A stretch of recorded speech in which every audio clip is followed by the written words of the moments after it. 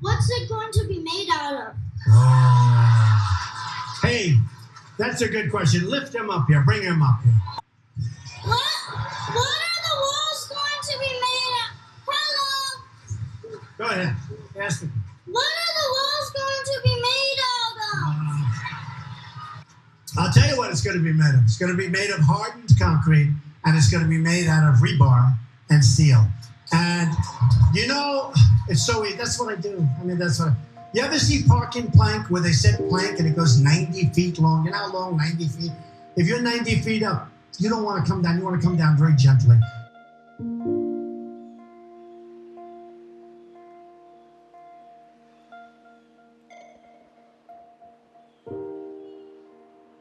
What we see happening in the US at the moment, the divides in the country, the lack of respect for other opinions, it's closely related to the start of a dictatorship.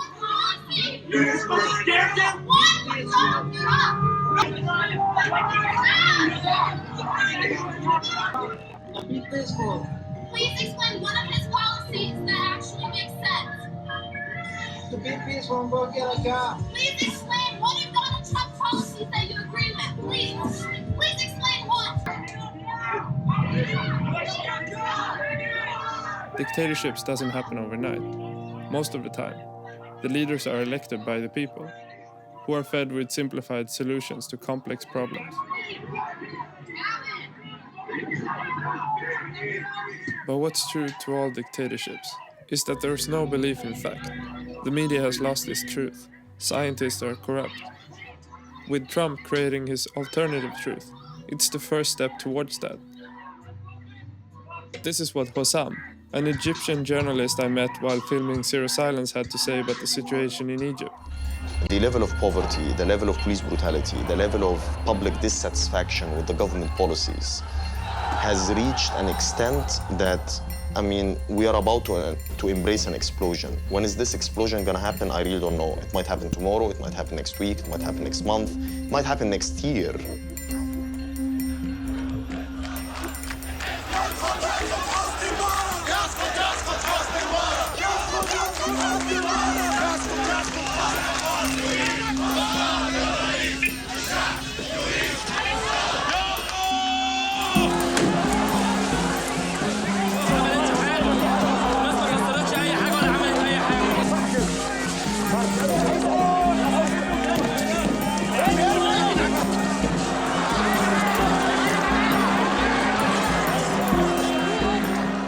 والله جينا علشان نطالب برحيل رئيس مبارك ونعمل حكومة انتقالية.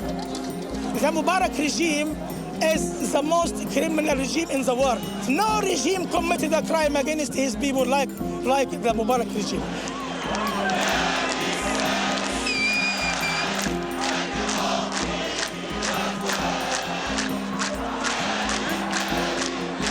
I was hoping for something to happen like in 20, 30 years or something, but not now. أنا في ميدان التحرير. العدد كبير. في عندنا 2 مليون في ميدان التحرير دلوقتي. مبارك عنده حالة إسهال غالبا.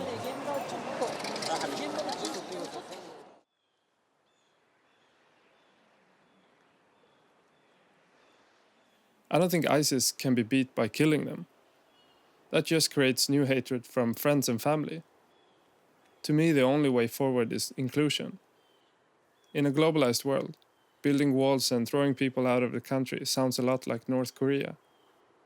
I guess it's every American's choice to believe what they will. But don't do it because you fear the unknown.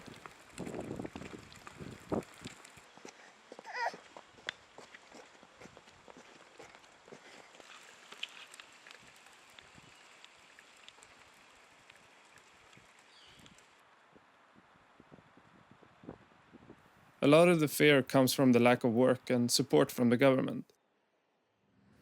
It creates a frustration that many civil wars have been started from. But I think a lot of unemployment has to do with us moving away from the Industrial Revolution. And as the world progresses, things change. High up in the mountains where the cattle are, the leaves are turning and the wind has a touch of ice in it. And now the herds are rounded up and driven down into the valley again. When the first Swedes came to the US, Sweden were 3 million people. 1 million of them left. Here we go. Fire in the hole.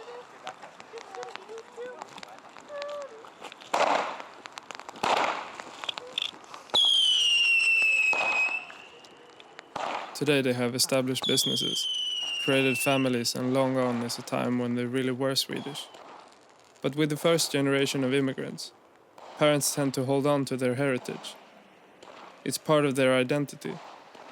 But as a new generation is born, slowly the heritage fades away.